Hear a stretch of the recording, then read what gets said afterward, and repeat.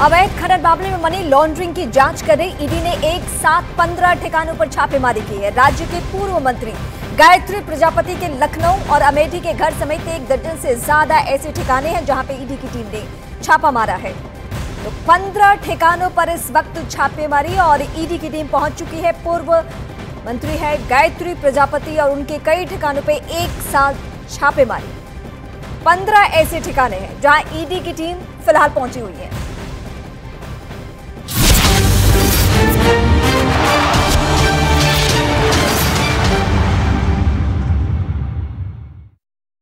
अपनी यारी की खाओ कसम, करेंगे अपना पहला वोट देश के लिए हम। ये जीवन ये फर्स्ट टाइम जी सर, सब कुछ है तुम्हारा, आज मुझको है मेरे देश ने पुकारा।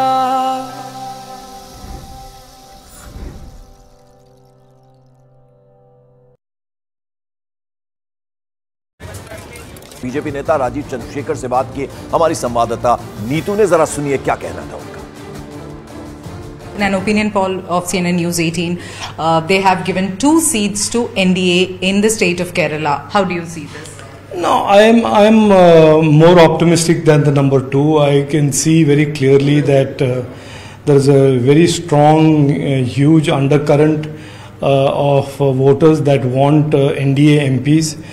They are, you know that there is a backdrop of how the state economy has been mismanaged and how the Supreme Court is having to say that please bail out the state. Plus, the people are aware of what the Congress MPs have done when they were in power. और देश के सबसे बड़े opinion poll में अब हम जिक्र करेंगे बिहार का। बिहार में एनडीए को 40 में से 38 सीटें मिलने का अनुमान है और यहां से एनडीए गठबंधन के हिस्से सिर्फ 2 सीटें आ सकती हैं। वोट शेयर की बात अगर करें तो बिहार में एनडीए गठबंधन का वोट प्रतिशत 58% तक पहुंच सकता है। इसके अलावा बिहार में एनडीए गठबंधन का वोट शेयर 28% हो सकता है। तो यह तस्वीर हम आपको बता रहे हैं बिहार में क्या होगा। तो एनडीए को 58%, 28% एनडीए गठबंधन को, जबकि 14% अन्य के खाते में, ऐसा अनुमान है ओपिनियन पोल के मुताबिक बिहार में यह तस्वीर उभर कर सामने आ सकती है।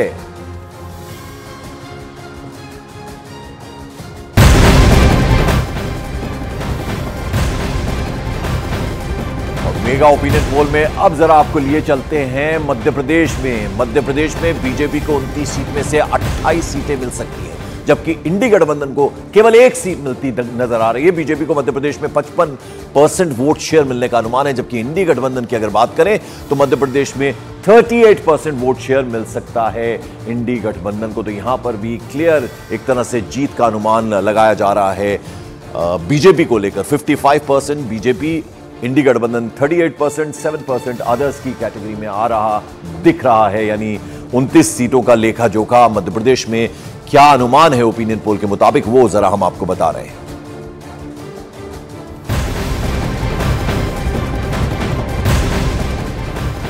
और मॉर्निंग प्राइम में अब हरियाणा की तस्वीर आपको दिखा दें। हमारे ओपिनियन पोल में हरियाणा में एनडीए को सभी 10 सीट मिलने का अनुमान है, यानी इंडी गठबंधन का यहां खाता भी नहीं खुलने वाला है।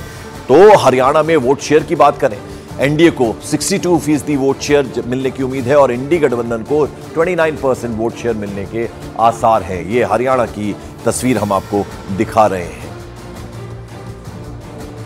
तो महामुकाबला होगा, उससे पहले किस तरह की तस्वीर बनती नजर आ रही है, एक अनुमान इस मेगा ओपिनियन पोल के जरिए हम आपको मॉर्निंग प्राइम में इस वक्त दिखा रहे हैं।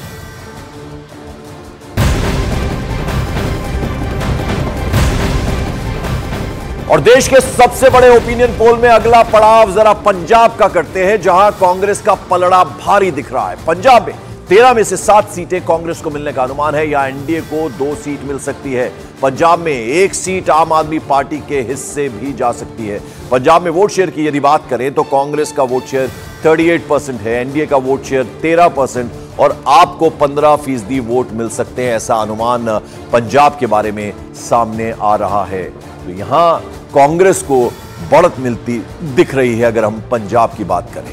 हालांकि आम आदमी पार्टी की वहां सरकार है, लेकिन केवल 1 सीट पंजाब में आम आदमी पार्टी के हिस्से नजर आ रही है आती हुई।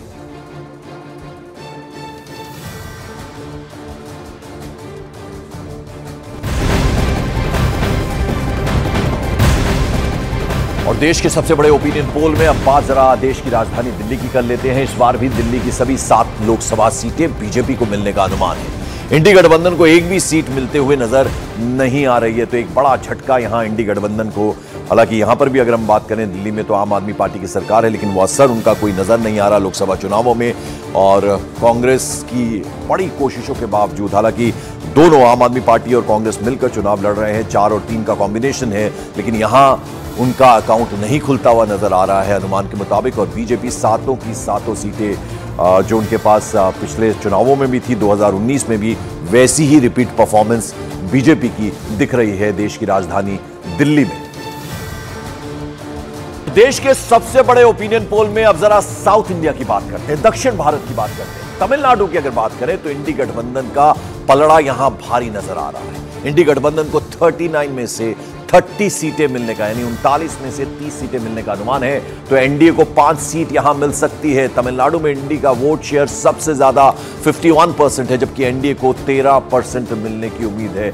लेकिन यहां परफॉर्मेंस अगर हम बात करें तो बीजेपी की परफॉर्मेंस यहां, यानी एनडीए की परफॉर्मेंस अच्छी दिख रही है पिछले चुनावों के मुकाबले में। तो हम अगर बात करें दक्षिण भारत के राज्य तमिलनाडु की, तो यहां अगर आप देखें तो गठबंधन में पलड़ा गठबंधन का भारी नजर आ रहा है, यानी इंडी गठबंधन को 39 में से 30 सीट्स मिलने का अनुमान है। और वहीं अगर एनडीए की बात करें तो 5 सीटें मिल सकती हैं। तमिलनाडु में इंडी का वोट शेयर सबसे ज्यादा 51% है, जबकि एनडीए का 13% है। All the hard work Modi ji has done for the empowerment, for the prosperity he has brought to our country, and 2024 will deliver historic results across our country. It's very clear that Modi ji, when he comes back to power for the historic 3rd straight time, he is going to come back after crossing 400 seats NDA. And in Tamil Nadu also it will be a historic number. तो BJP की इस दूसरी list की हम बात करें तो कई बड़े चेहरों के नाम इसमें शामिल हैं, जिसमें केंद्रीय सूचना और प्रसारण मंत्री अनुराग ठाकुर का नाम है। हिमाचल प्रदेश के हमीरपुर से इन्हें टिकट दिया गया है। वहीं अगर हरियाणा के पूर्व मुख्यमंत्री मनोहर लाल खट्टर की बात करें, अभी से कुछ दिन पहले उन्होंने इस्तीफा दिया, तो वो करनाल से पार्टी ने उन पर दाव लगाया है और लोकसभा का प्रत्याशी उन्हें चुना गया है। केंद्रीय मंत्री हैं पीयूष गोयल, उन्हें मुंबई नॉर्थ से कैंडिडेट बनाया गया, नहीं वहां से वो चुनाव लड़ेंगे। उसके अलावा केंद्रीय मंत्री हैं, अगर हम एनडीए सरकार की बात करें तो सबसे अच्छा काम ये मंत्री कर रहे हैं नितिन गडकरी। एक बार फिर से उन्हें नागपुर से मौका दिया गया है। केंद्रीय मंत्री प्रहलाद जोशी कर्नाटक के धारवाड़ से चुनाव लड़ेंगे और कर्नाटक के पूर्व सीएम बसवराज बोम्मई हावेरी से चुनाव लड़ेंगे, जबकि तेजस्वी सूर्या बेंगलुरु दक्षिण से